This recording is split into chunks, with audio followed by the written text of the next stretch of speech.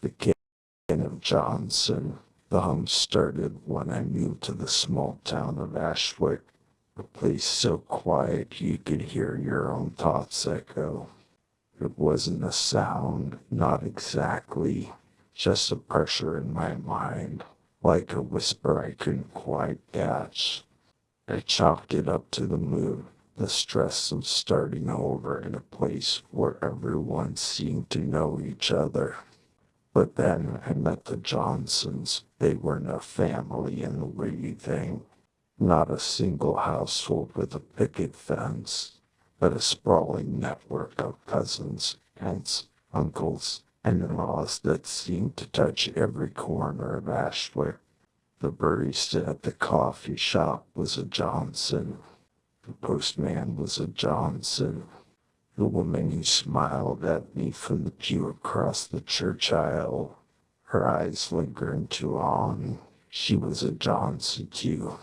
They were everywhere, woven into the town like threads in a quilt, and they all had that same look, warm, welcoming, but with an edge, like they knew something I didn't. It started with small things. Invitations to Sunday dinners at one of their homes, where the food was always perfect, the conversation always directed. They'd ask about my past, my dreams, my fears, their questions so precise it felt like they were mapping my soul. I'd leave those dinners feeling lighter, like I'd unburdened myself, but also hollow, like I'd given something away I couldn't name. Then the patterns emerged.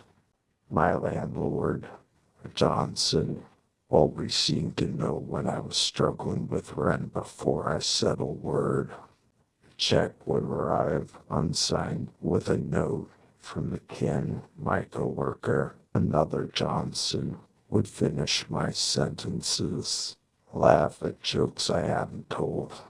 The town's librarian, a gray-haired Johnson with eyes like polished glass, handed me books I hadn't asked for, self-help tomes, obscure philosophy, journals filled with handwritten notes about belonging and the greater whole. I'd find myself reading them late at night, the hum in my mind growing louder, more coherent, like a voice urging me to join. I tried to pull back. I stopped going to their dinners, ignored their calls. But the Johnsons did push. They waited, and that was worse. The hum became a chorus, a rhythm that pulsed in my thoughts, shaping them. I'd catch myself humming their songs, old folk tunes I'd never heard before. I'd dream of their faces, their smiles, their hands reaching out, not to grab me, but to guide me.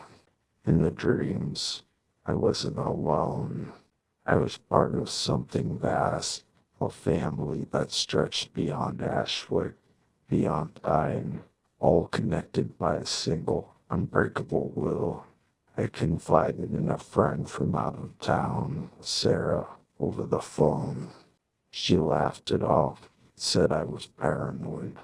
But the next day, she texted me a photo, her standing next to a woman who looked just like the librarian, both smiling. The caption read, "Met your cousin. She's a Johnson too." Sarah stopped answering my calls after that. I went to the police, but the sheriff was a Johnson. He listened patiently, nodding, his smile never wavering. "You're just feeling the weight of being alone," he said. "We can fix that. You're already one of us, you know." I read from the station, heart pounding, the hum so loud it drowned out my own thoughts. I started noticing the gaps, memories that didn't add up.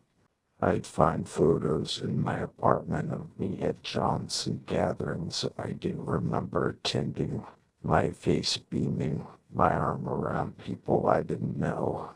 My journal, which I kept locked, had new entries in my handwriting. I'm home. I'm whole. I'm Ken. My dreams weren't dreams anymore. They were instructions. Step by step, thought by thought, the Johnsons were rewriting me.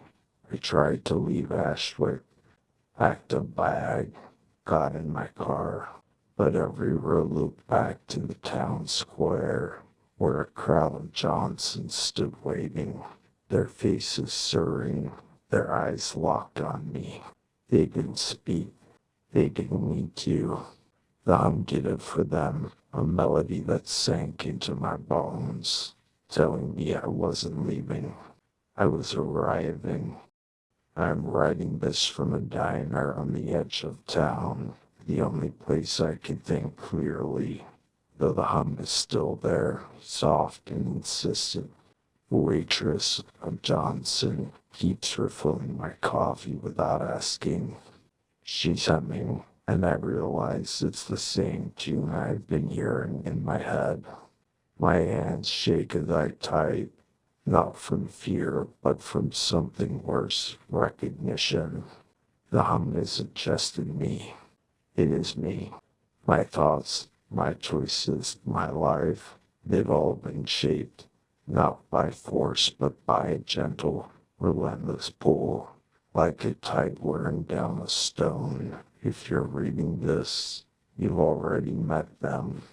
The coworker who knows too much, the neighbor who's too kind, the stranger whose smile makes your skin crawl, not because it's wrong, but because it's right. They're not a cult. They're a family, and they want you to come home. The hum is louder now. It's not a sound. It's a name. Johnson. And I'm starting to forget why I ever wanted to fight it.